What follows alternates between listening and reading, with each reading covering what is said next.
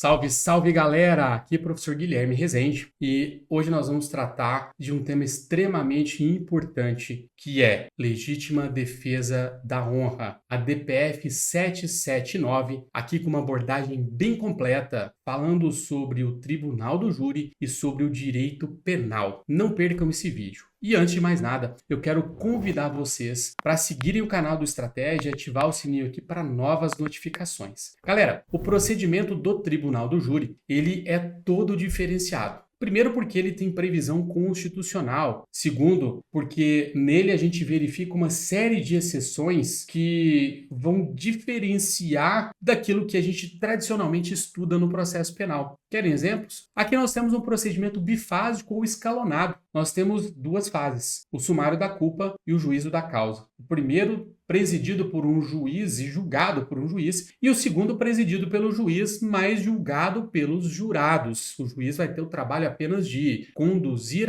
o processo, o julgamento, e depois proferir a sentença fazendo a dosimetria da pena. Também aqui a gente aplica regras do sistema presidencialista na inquirição das testemunhas no interrogatório do acusado. Os jurados, quando perguntam às testemunhas e ao acusado, devem fazer por intermédio do juiz presidente. Olhem que interessante, quantas exceções a gente tem que vão trabalhar o Tribunal do Júri numa perspectiva diferente. E por isso ele é prato cheio para cair nos seus concursos. E esse tema da DPF 779, nessa abordagem que a gente se propõe a fazer aqui, é bastante interessante porque a gente consegue trabalhar aí todos os princípios do Tribunal do Júri. Quando a gente fala no Tribunal do Júri, então, a gente tem que lembrar que ele é um procedimento que tem previsão constitucional. Ele está lá no artigo 5º, inciso 38, que vai trazer uma série de princípios especializantes. Além de todos aqueles princípios que a gente usa no processo penal em geral, aqui nós também temos estes outros princípios: plenitude de defesa, sigilo das votações, soberania dos vereditos e competência para julgamento dos crimes dolosos contra a vida. Mais especificamente, no que diz respeito a este princípio da plenitude de defesa, vamos entender o que é isto. Esta plenitude de defesa não é o mesmo que ampla defesa, pois se fosse, o legislador poderia ter usado a mesma expressão para designar ambas as situações. A plenitude de defesa, então, ela constitui um plus em relação à ampla defesa, porque ela vai trazer a ideia da ampla defesa, defesa técnica, autodefesa, direito de presença, direito de audiência e, além disso, a possibilidade de utilização de argumentos metajurídicos. Esses argumentos metajurídicos são aqueles que não têm absolutamente nada a ver com o direito. São argumentos que são trazidos fora do campo da argumentação jurídica, como, por exemplo, a ideia de que pena não ressocializa. São argumentos frequentemente utilizados nos debates em plenário, mas que, se fossem discutidos no processo comum, nos levariam a absolutamente nada. Então, quando a gente fala do Tribunal do Júri, a gente tem que pensar nessa plenitude de defesa lá nos debates, e a primeira pergunta que vem é: ela é absoluta? Perguntado de outro modo, eu posso falar o que eu quiser durante os debates em nome desta plenitude de defesa? E vejam que o STJ tem julgados dos mais variados a respeito do tema. Inclusive, em certa oportunidade, o STJ anulou o julgamento realizado porque o juiz indeferiu que o acusado utilizasse roupas civis para ser julgado. No caso, ele chegou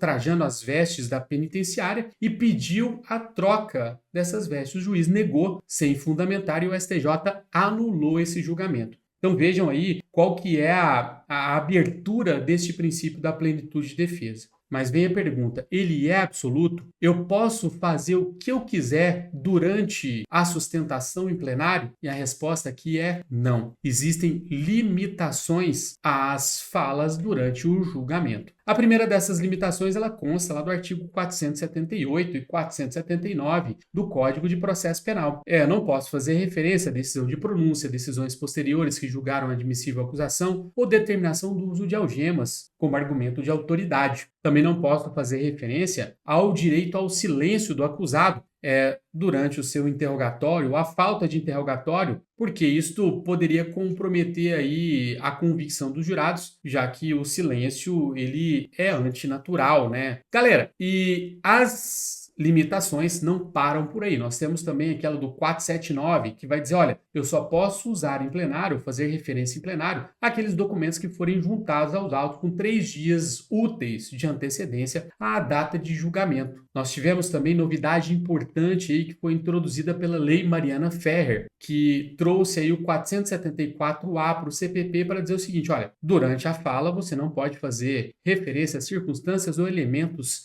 alheios aos fatos objetos de apuração nos autos, utilização de linguagem, informações ou material que ofenda a dignidade da vítima ou de testemunhas. E não para por aí, porque nós temos também a tese da legítima defesa da honra, que era um recurso retórico argumentativo bastante utilizado para dizer o seguinte, olha, a honra do homem está aqui, a vida da mulher está aqui. Se for necessário, eu posso matar para lavar a honra do homem com o sangue da mulher. Então, era aquela situação da mulher que traía o marido e era morta porque esta traição justificaria esta conduta. No voto do ministro Alexandre de Moraes, ao longo deste julgamento, ele traz ali algumas referências históricas a respeito do tema, que são muito interessantes. Ele chega a mencionar que em situações pretéritas, a mulher ela era propriedade do pai até o casamento, após o que ela passava a ser propriedade do seu marido. E aí ele traz exemplo das ordenações filipinas em que era possível a morte da mulher que traía o homem e que a infidelidade, o adultério, era algo atribuído exclusivamente à mulher. Então colocava a honra do homem em uma posição superior à própria vida da mulher. E esses argumentos eram frequentemente explorados durante a sustentação em plenário. Exemplo clássico disso é o caso Doca Street, Praia dos Ossos. Só vocês procurarem aí que vocês vão ter mais informações. Atribuir ali à mulher a própria causa de sua morte. E aí, o que o STF decidiu quando essa matéria chegou lá? Primeiro, ele conceituou a ideia de legítima defesa da honra para dizer é um recurso argumentativo, retórico, odioso, né, que atribui às vítimas a causa de suas próprias mortes ou lesões. Olha, você mereceu essa lesão ou essa morte que você carregou. O homem não tem culpa de ter assim agido, senão esta culpa é totalmente sua. E aí o STF continua para dizer o seguinte, este recurso viola a dignidade da pessoa humana, direito à vida, à igualdade entre homens e mulheres, que são pilares da nossa ordem constitucional. E esta ofensa se concretiza no estímulo à perpetuação do feminicídio e da violência contra a mulher. Por quê? Qual é a mensagem que se traz diante da situação da impunidade? A mensagem que se traz é que a violência é aceita, que a violência é tolerada. Então, o STJ freou essa tese argumentativa para dizer, olha, não. A absolvição baseada nisso viola, né, a dignidade humana e transmite uma mensagem ao público, uma mensagem de tolerância, de leniência, que é aquilo que a gente não quer, principalmente quando o tema é violência doméstica e familiar, diante dos índices, dos níveis alarmantes que nós temos de crimes dessa natureza. E aí o STF continua para afirmar que ela não pode ser invocada como argumento subjacente à plenitude de defesa do próprio tribunal do júri, o qual não pode constituir instrumento de salvaguarda de práticas ilícitas. Então, esse tipo de argumento não pode jamais ser sustentado em plenário. Tá bom, professor, mas e se ele for sustentado? Cabe ao promotor fazer o quê? Cabe ao juiz agir de qual forma? Bom, nesse caso, caberia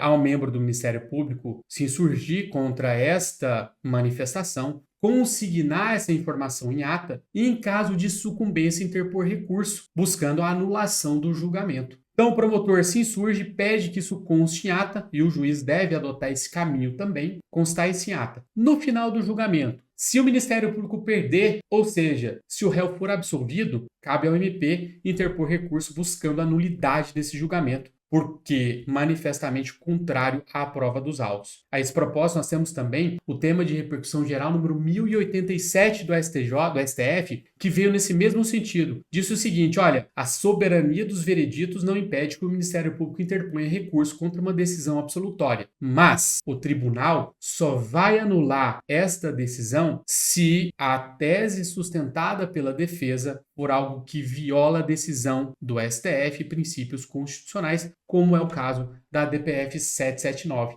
Então, nesse caso, o tribunal pode acolher o recurso do Ministério Público, anular o julgamento e submeter o réu a um novo júri. Desta vez, não é possível, ou há de se fazer um controle sobre esta argumentação das partes em plenário do júri. Então, atenção. O que a DPF diz é que nós não podemos sustentar esta tese de forma alguma ao longo do processo, em especial ali nos debates, porque os jurados, eles julgam por íntima convicção e é difícil nós fazermos um controle sobre a racionalidade dessas decisões. Por que os jurados condenaram ou absolveram? Então, diante da possibilidade de que este argumento seja, ainda que inconscientemente, acolhido pelos jurados, ele não pode ser sustentado em plenário. Mas, se sustentado, a providência é: consta em ata, pede a nulidade do julgamento e depois interpõe recurso para pedir que o réu seja submetido a um novo júri. Portanto, atenção e cuidado, principalmente para os fundamentos utilizados pelo STF para declarar a inconstitucionalidade ou a incompatibilidade, por melhor dizer, desta tese com a nossa Constituição Federal. Galera, quero que vocês comentem aqui embaixo novos assuntos que a gente possa eventualmente abordar em outros vídeos e vejo vocês nos nossos